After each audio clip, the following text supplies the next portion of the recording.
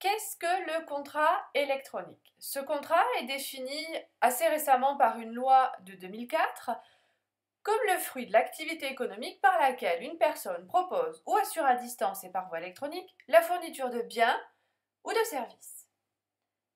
Mais pourquoi s'intéresser plus spécifiquement à ce contrat? Qu'a-t-il de particulier? D'abord, c'est un contrat à distance et tous les contrats à distance ont des dispositions particulières.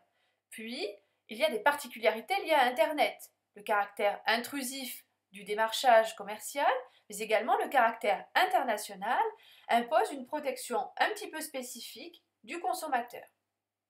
Question: comment protéger ce consommateur? On peut le protéger au moment de l'émission de l'offre commerciale, on peut également le protéger au moment de la conclusion du contrat. Voyons d'abord comment le protéger au stade de l'offre contractuelle. Pour ce faire, nous allons voir 4 points. D'abord, les règles en matière de démarchage. Nous verrons ensuite les règles qui s'imposent pour respecter l'ordre public et les bonnes mœurs, les règles relatives au respect de la vie privée, et nous terminerons par l'obligation de loyauté et de transparence qui pèse sur les cybermarchands. D'abord, voyons les règles en matière de démarchage. Pourquoi réglementer? Eh bien tout simplement parce que le risque en matière de sollicitation commerciale par Internet, c'est un excès d'offres commerciales. Donc pour éviter cet excès d'offres commerciales, deux règles sont possibles, celle de l'opt-in et celle de l'opt-out.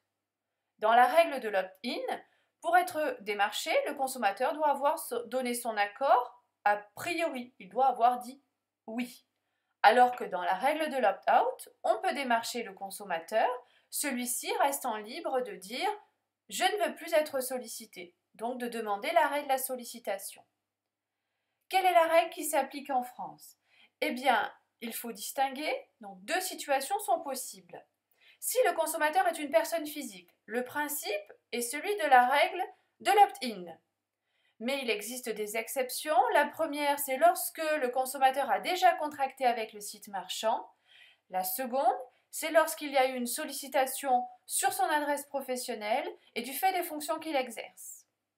En revanche, pour les professionnels, le principe qui s'applique de manière absolue, c'est celui de l'opt-out. Voilà pour les règles de démarchage. Sur le respect de l'ordre public et des bonnes mœurs, il faut d'abord, en premier lieu, respecter les interdictions de certaines publicités, comme par exemple la publicité relative au tabac.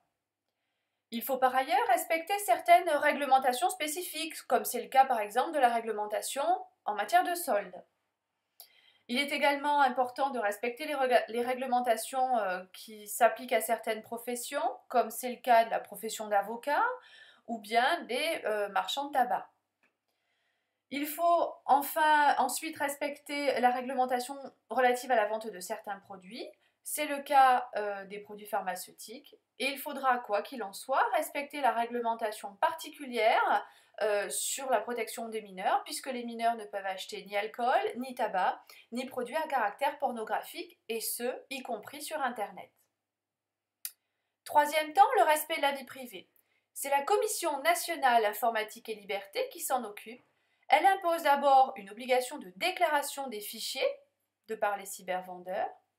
Elle impose un droit à l'oubli pour les cyberacheteurs et elle prévoit des réglementations spécifiques comme celles relatives aux cookies. Dernier point, l'obligation de loyauté et de transparence qui pèse sur les vendeurs. D'abord, l'obligation de loyauté impose aux cybermarchands d'indiquer un certain nombre d'éléments comme les caractéristiques de l'offre, un descriptif clair et précis. Il doit y avoir également une obligation de transparence qui impose là aussi certaines mentions comme les services concernés, la zone géographique, les conseils d'utilisation. On peut également protéger le consommateur à la conclusion du contrat électronique. Le contrat électronique est avant tout un contrat et donc, comme tout contrat, le droit commun va s'appliquer.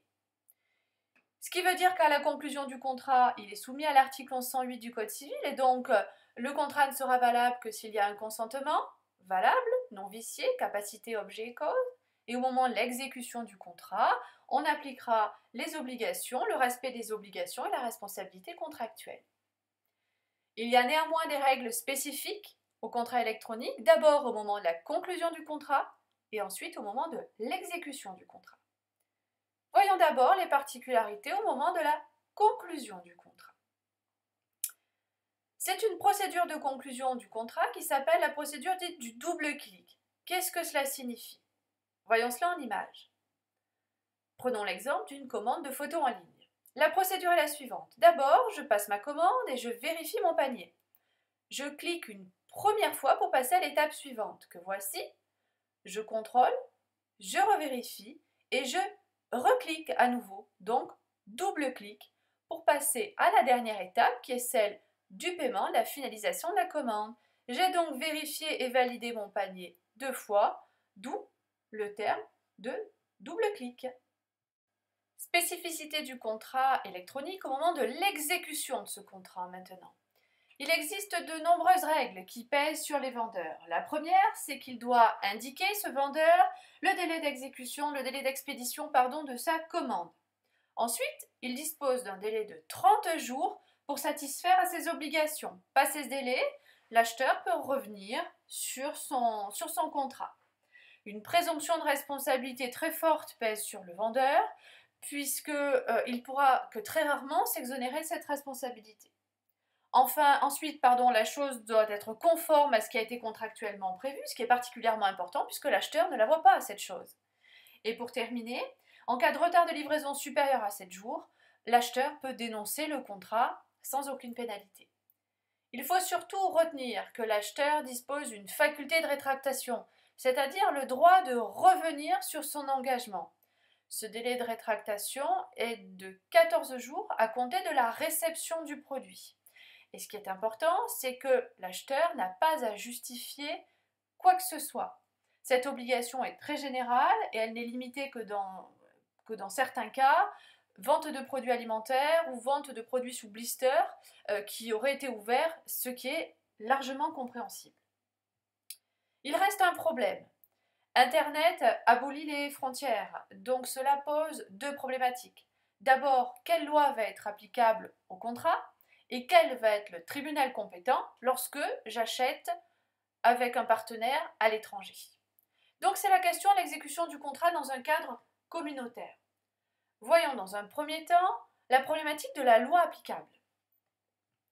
Le droit international prévoit donc dans des conventions internationales qu'en principe, la loi applicable est celle du pays avec lequel le contrat présente les liens les plus étroits. Ce droit international expose que le contrat a des liens les plus étroits avec le pays dans lequel est exécutée la prestation caractéristique. Or, pour un contrat de vente, la prestation caractéristique, c'est la remise de la chose. Ce qui impose donc que la loi applicable sera la loi du vendeur, c'est-à-dire celle du pays dans lequel la chose est remise. Cette situation est très défavorable à l'acheteur, puisqu'imaginez que vous achetiez un produit à l'étranger, vous avez une difficulté, eh bien c'est la loi étrangère que vous ne connaissez par définition aucunement qui va trouver à s'appliquer. Face à cette situation très défavorable du droit international, le droit européen a prévu une mesure de faveur dans une directive de juin 2000 qui simplifie considérablement les choses et applique dans tous les cas la loi du vendeur, du consommateur, ce qui est beaucoup plus avantageux pour ce dernier. Reste la question des tribunaux. Là aussi, le droit communautaire prévoit une mesure de faveur. Lorsque le consommateur est demandeur, c'est lui qui conteste. Il a le choix, il peut saisir ses propres juridictions, mais ce n'est pas obligatoire. En revanche, lorsque le vendeur est demandeur, il est dans l'obligation de saisir les tribunaux du consommateur. Donc, vous êtes attrait devant vos propres juridictions en cas de litige.